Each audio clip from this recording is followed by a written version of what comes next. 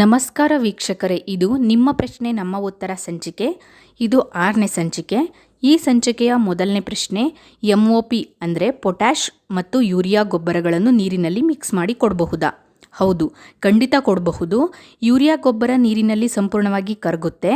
ನೀವು ಡ್ರಿಪ್ ಮೂಲಕ ಕೊಡೋದಾದರೆ white MOP ಅಂದರೆ ಬಿಳಿ ಪೊಟ್ಯಾಷ್ ಮತ್ತು ಯೂರಿಯಾ ಗೊಬ್ಬರಗಳನ್ನು ಕೊಡಬಹುದು. ಡ್ರೆಂಚ್ ಮಾಡೋದಾದರೆ ಕೆಂಪು ಪೊಟ್ಯಾಷನ್ನು ಸಹ ನೀರಿನಲ್ಲಿ ಕರಗಿಸಿ ಕೊಡಬಹುದು. ಅಡಿಕೆ ಮರಗಳಿಗೆ ಸುಣ್ಣ ಹಚ್ಚುವುದು ಏಕೆ? ಬೇಸಿಗೆಯಲ್ಲಿ ಸೂರ್ಯನ ತೀಕ್ಷ್ಣವಾದ ಕಿರಣಗಳು ಕಾಂಡಗಳಿಗೆ ನೇರವಾಗಿ ತಲುಪೋದ್ರಿಂದ ಕಾಂಡಗಳು ಸೀಳಿಕೊಳ್ಳುವಂತಹ ಸಾಧ್ಯತೆ ಇರುತ್ತೆ. ಇದನ್ನು ತಡೆಯೋದಕ್ಕೋಸ್ಕರ ಸುಣ್ಣವನ್ನು ಹಚ್ತಾರೆ.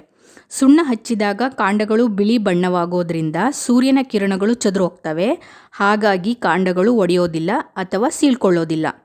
3ನೇ ಪ್ರಶ್ನೆ, ಸಿಂಪಡಣೆ ಮಾಡಿದಾಗ ವಾಸನೆ ಬರುವಂತಹ ಕೀಟನಾಶಕಗಳು ಮಾತ್ರ ಪರಿಣಾಮಕಾರಿಯಾಗಿರ್ತವ? ಹಾಗೇನಿಲ್ಲ. ವಾಸನೆ ಬಂದ ತಕ್ಷಣ ಅದು ಪರಿಣಾಮಕಾರಿ ಅಂತ ಹೇಳೋಕ್ಕೆ ಆಗಲ್ಲ. ಹಾಗೆ ವಾಸನೆ ಇಲ್ಲ ಅಂದ ಕೂಡಲೇ ಆ ಕೀಟನಾಶಕ ಎಫೆಕ್ಟಿವ್ ಇಲ್ಲ ಅಂತಲೂ ಕೂಡ ಹೇಳೋಕ್ಕಾಗಲ್ಲ. ಇದು ಕೀಟನಾಶಕಗಳ ಕ್ರಿಯಾವಿಧಾನದ ಮೇಲೆ ಡಿಪೆಂಡ್ ಆಗಿರುತ್ತೆ. 4ನೇ ಪ್ರಶ್ನೆ, ರಾಗಿ ಬೆಳೆಗೆ ಯಾವುದರಿಂದ ಬೀಜೋಪಚಾರ ಮಾಡಿದ್ರೆ ಇಳುವರಿ ಹೆಚ್ಚುತ್ತೆ?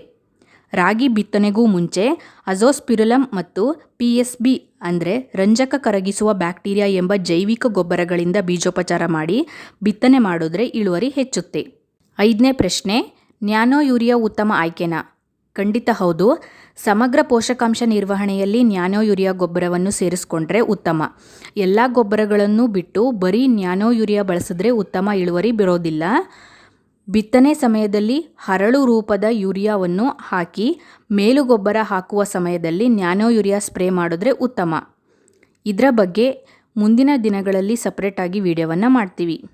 ಈ ವಿಡಿಯೋ ನಿಮಗೆ ಇಷ್ಟ ಆದರೆ ವಿಡಿಯೋವನ್ನು ಲೈಕ್ ಮಾಡಿ, ಶೇರ್ ಮಾಡಿ. ಧನ್ಯವಾದಗಳು.